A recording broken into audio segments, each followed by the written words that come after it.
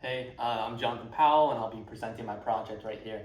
I decided to do horse racing and the odds and everything that's kind of involved with that. And so I decided to look at the Triple Crown. The Triple Crown is a set of 3 races that horses and jockeys can compete in. And to win the Triple Crown, you have to win all 3 races, which is the Kentucky Derby, the Preakness Stakes, and the Belmont Stakes. The reason why I'm so interested in this area is because I'm a pretty big sports gambler. My roommates and I really like it. It's a lot of fun, and there's a lot of money to be made if you're very strategic and smart about what you do. And also, along with that, my mom was actually a mounted police officer. I'm in Arizona right now, and down in Tempe near ASU. So I've grown up around horses, and I've always just been very familiar with that.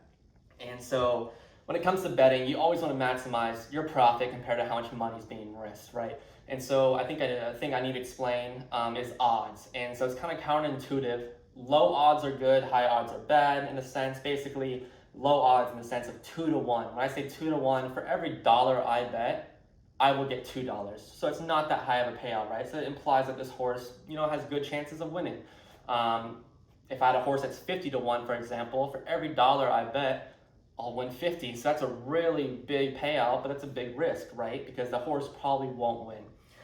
And basically upon that, I just want to inform in the sense that this is all observational. No treatments or experiments were done on these horses. I'm just observing this data. And I got this data from Vegas Insider, and usually I would never trust Vegas for any source of information, but when it comes to gambling and betting, I think we can definitely trust them, right? So the main question I'm trying to ask is, how does the weather and track conditions impact the Kentucky Derby, the Preakness Stakes, and the Belmont Stakes? Does the Triple Crown, does it go as planned? That's my question. So how do these predictors and things, how do they actually impact the race itself? So the variables, I actually got 2 data sets. One of the data sets is the races, so the actual races from 2005 to 2019, and the winner at each of those races, and then the other one's the track conditions. So it has the weather, the precipitation, the high and low temperatures, just a lot of other things, a lot of other variables. And so basically, initially, I kind of mutated my data set so then I can group them by year and the race. And I was actually able to just get the lowest odds to win, right? So the 2 to 1, I took the top 5 odds to win and compared them to the actual first 5 to finish the race to see, does that actually go as planned, right?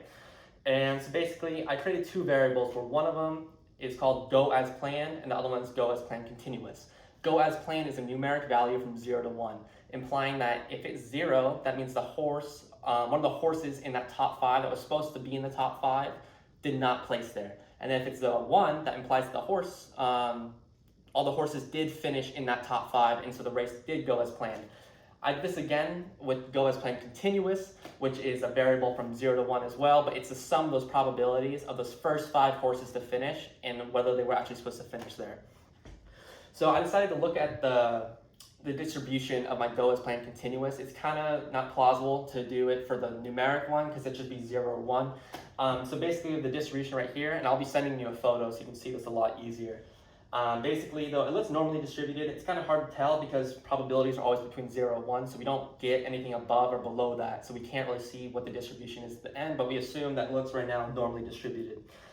And from there, I kind of had to consider a few things because my weather variable, for example, had conditions like cloudy, sunny, rainy, and I didn't want 3 of them, I just wanted 2. So I just did weather as good or bad. So good would be just sunny, and then bad would be cloudy or rainy, kind of just grouping those.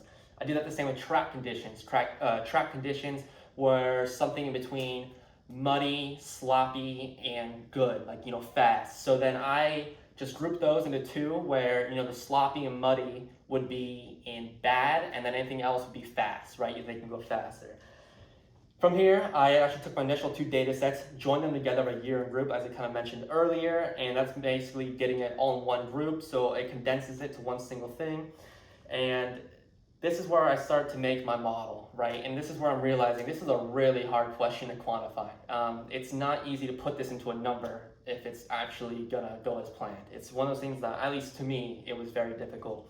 So I started with a linear model, and I used the predictors all by themselves at first. I used just the temperature, the high or low, the precipitation, the track condition, the race itself, and then I actually started throwing them all in together, and I actually got one model that was actually produce a statistically significant predictor, and that was actually the Kentucky Derby, the race itself. And I will get into that in a second here. But basically, I looked at the QQ plots, and that's all my code, which is on paper. And the QQ plots didn't look too good. It variated from the line, the main line, a good amount, not too crazy, so it wasn't anything insane. So it's like, I knew that it wasn't perfect, and I wanted to try a different model. So from here, I tried to use a GLM, and I used basically the same idea, the same predictors, and kind of mix them around and whatnot. But none of those models actually produced anything statistically significant.